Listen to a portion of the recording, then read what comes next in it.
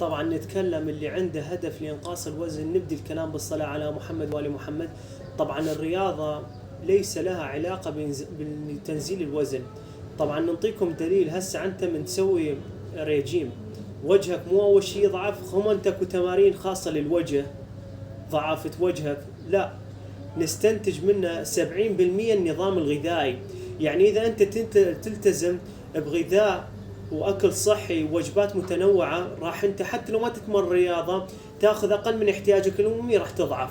اما الرياضة صح تساعد على حرق السعرات الحرارية وتزيد من سرعة نزول الوزن، بس هو الاساس النظام الغذائي.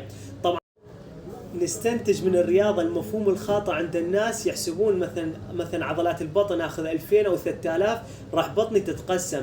الرياضة بناء قوة شد، اما الاساس هو الغذاء. يعني اذا ما تلتزم بغذاء ما تطلع لك عضلات المعدة.